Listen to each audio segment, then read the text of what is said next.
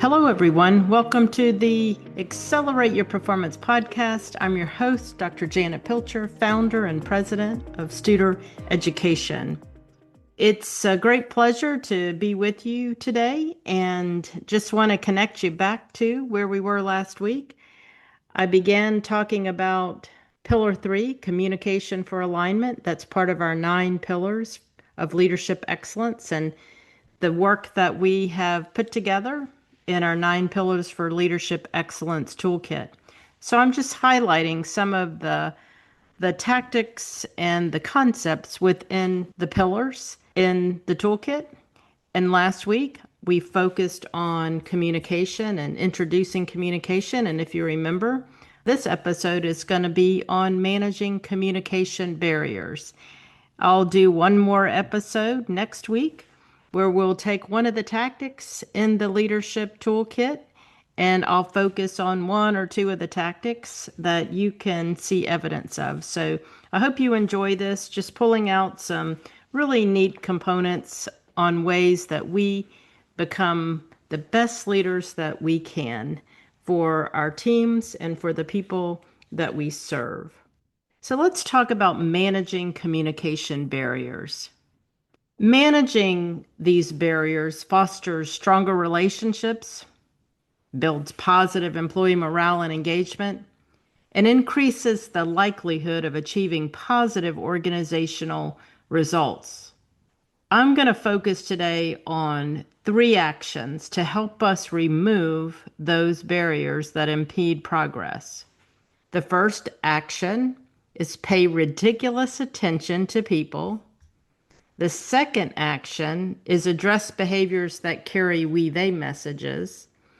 And the third action is be as transparent as possible.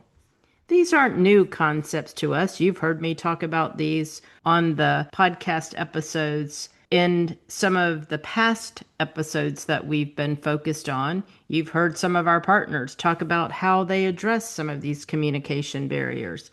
So let's just focus again on those particular actions we as leaders can take to really manage those barriers. Let's start with action 1. Pay ridiculous attention to people. To communicate well, it's important for leaders to pay ridiculous attention to people. They listen intently to what people are saying.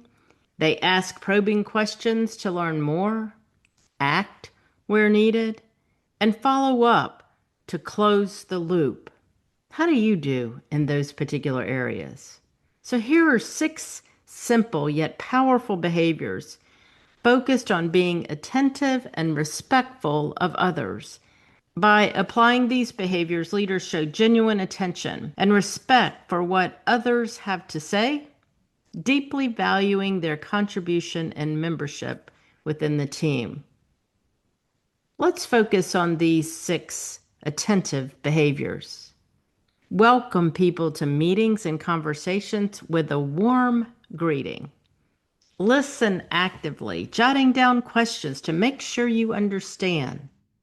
Focus on understanding what people are saying rather than thinking about what you want to say. Summarize and confirm what you think you heard. Look for the good in people and recognize it when you see it. And practice empathy by considering another's feelings. Doing those 6 actions will help us pay ridiculous attention to people. That's action 1. Action 2. Address behaviors that carry we-they messages. Remember, we-they is the act of diminishing others to elevate or benefit oneself. A positive culture is difficult to grow when these types of messages occur. To shift away from a we-they culture, leaders can take 2 actions. First, they can empower individuals to carry their own message. You've probably been in situations where individuals come to leaders delivering messages on behalf of a group, acting as a self-appointed representative of a team that's unaware of the information being shared. And conversely, sometimes individuals assume the role of the leader's protector, In this scenario, rather than engaging in discussions with the team, they leave the meeting armed with information they believe the leader needs to know. The second action, as we think about we they messages, is leaders can take to shift away from that we they culture is to discourage generalizations. Individuals often use generalizations when communicating. It's so easy to do. It's what our tendency is.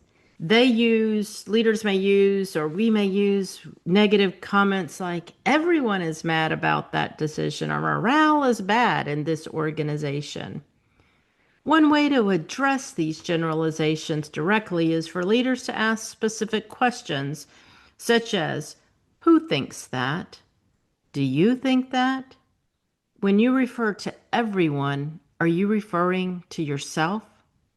And by focusing on, I want to know how you feel, you as a leader can gain the individual's perspective.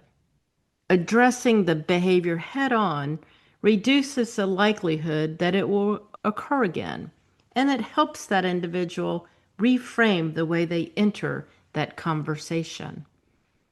Generalizations can also fall into the trap of sending empty messages. For example, individuals may say something like, everyone's doing a good job, or it's because of everyone on this team that we're successful. Of course, statements like these are not intended to be harmful. Sometimes they're not accurate, and at other times they may feel impersonal.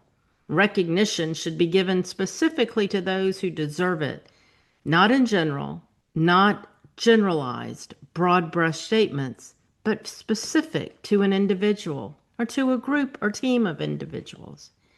That's the way that we can focus our attention on shifting away from empty messages and speaking with generalizations as part of diminishing the we-they culture. The third action is be as transparent as possible.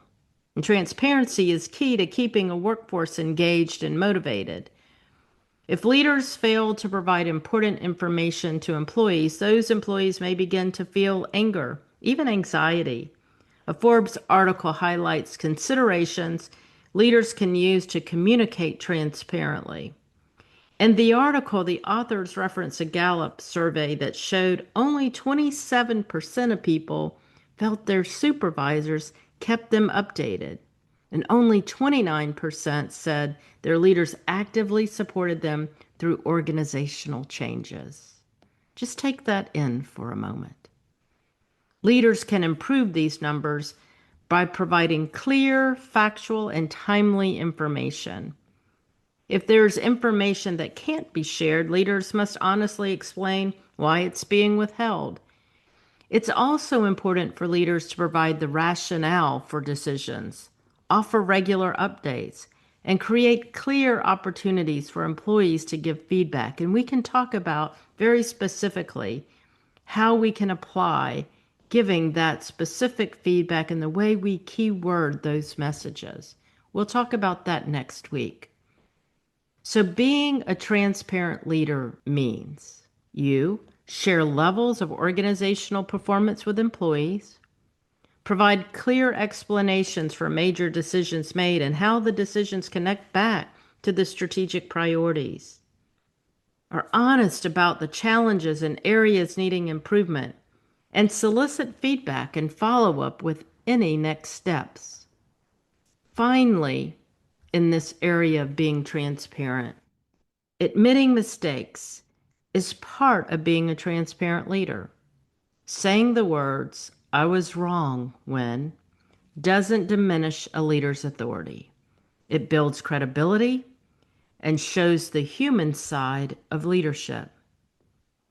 However, for the apology to be meaningful, it's important to be specific about the action taken and to express sincere regret. So today, we have focused on managing communication barriers. To manage those barriers, we focused on 3 actions. pay ridiculous attention to people, address behaviors that carry with they messages, and be as transparent as possible. As you go out this week, ask yourself, what's one thing I can start doing? When thinking about the conversation today and communication and managing those barriers, what's one thing I can start doing? And when you think of that one thing, go do it. And then see what happens. This is such an important topic, and we'll continue the communication topic next week. As you enter this week, I hope that you and your team have a wonderful, wonderful week, and I hope that you continue to join me on Accelerate Your Performance every week. I'm spending a little bit of time providing some of the information that's in the pillars, the 9 pillars, and sharing some with you through the solo cast. We'll also begin to connect with our coaches and our partners so that you can see how some of these tactical pieces are living out in the worlds that we live in each and every day, making a difference in the lives of students, families, and the employees that we serve. Thank you all for being here today, and have a great week.